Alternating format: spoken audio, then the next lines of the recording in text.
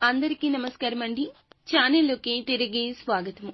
వృషభ రాశి జాతకులు మే మాసంలో 28వ తేదీ అర్ధరాత్రి తరువాత వీరు ఖచ్చితంగా ఇలా చేయబోతున్నారు. అర్ధరాత్రి దాటాక వీరు చేయబోతుంది ఏమిటో తెలిస్తే గనక మీ కాళ్ల కింద భూమి కంపించిపోతోంది.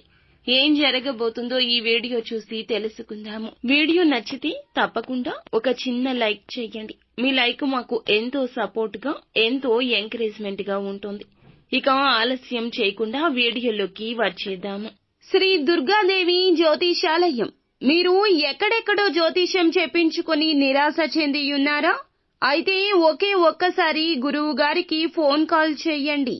మీ ముఖము, ఫోటో, చేయి, పేరు, వయస్సు, గోత్రం వాట్సాప్ చేయండి. ప్రేమ, పెళ్లి, ఉద్యోగం, రాజకీయం, విదేశీ ప్రయాణం, ధనం నిలకడ లేకపోవడం, భార్యాభర్తల మధ్య గొడవలు, ఆస్తి తగాదాలు, అప్పుల బాధలు, స్త్రీ పురుషులకు ఎటువంటి గుప్త సమస్యలకైనా, ఎటువంటి సమస్యలకైనా రోజులలోనే పరిష్కారం చూపబడును.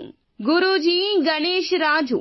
Phone number 9573058625. ఎవరైనా ఈ రాశి వ్యక్తులతో కాసేపు మాట్లాడితే చాలండి, ఈ రాశి జాతకులు గుడ్డిగా నమ్మేస్తారు. వీరి యొక్క తత్వం ఇటువంటిది. వీరికి సంబంధించిన ఇంకొకరికి సంబంధించిన విషయాలు కూడా గలగలా మాట్లాడే స్వభావం ఉంటుంది. ఇక వీరి యొక్క మనసులోని విషయాలను దాసే ప్రసక్తే ఉండదు. మామూలుగా మాట్లాడితేనే అన్నీ చెప్పేస్తారు. ఇక కాసేపు కూర్చొని మీరు చక్కగా మాట్లాడారు అనుకోండి, వారికి సంబంధించిన ప్రతి ఒక్క విషయము పూసగుచ్చినట్లు చెప్పేస్తారు. ఇది వారి బలహీనత. చాలా మంది వీరిని ఎన్నో రకాలుగా ఉపయోగించుకుంటూనే ఉన్నారు. ఎన్నో రకాలుగా మోసాలు చేశారు. కానీ వీరు మాత్రం అంతటి నమ్మకస్తులు. అయితే ఈ రోజున వాహనాలు నడిపేటప్పుడు జాగ్రత్తగా ఉండండి. ఆల్కహాల్ సేవించి వాహనం నడిపితే మీకు ప్రమాదం పొంచి ఉంటుంది.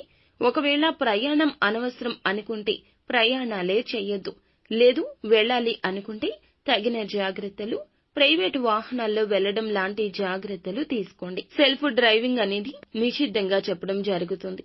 సరదా సమయాల్లో స్నేహితులు వాహనాలు స్పీడ్ గా నడపడం, రేసింగ్లు, ఆల్కహాల్ సేవించి దూర ప్రయాణాలు చేయాల్సి రావడం అలాంటివి అస్సలు ఎంకరేజ్ చేయొద్దు.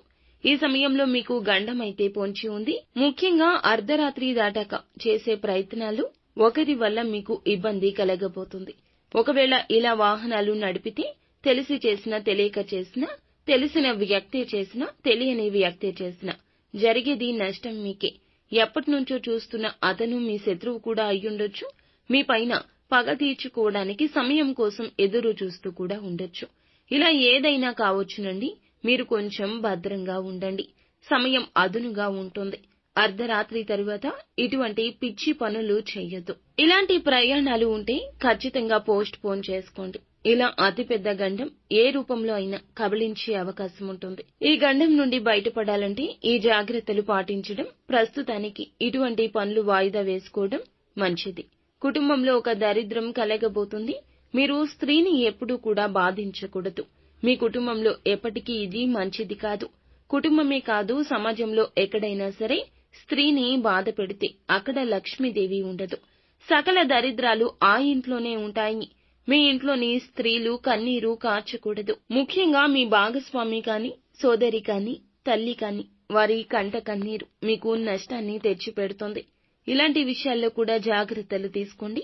వారి మాటలు ఆలకిస్తూ ఏ విషయాన్ని అయినా సరే వారితో చర్చిస్తూ వారి సలహాలు తీసుకుంటూ ముందుకు వెళ్తే ఇప్పటి వరకు కలగని మేలు ఇప్పుడు మీకు కలుగుతుంది. అంతా మంచి జరుగుతుంది. నిత్యము శివారాధన చేసుకోవడం, హనుమాన్ చాలీసాను పఠించడం సకల దరిద్రాలను దూరంగా ఉంచుతుంది.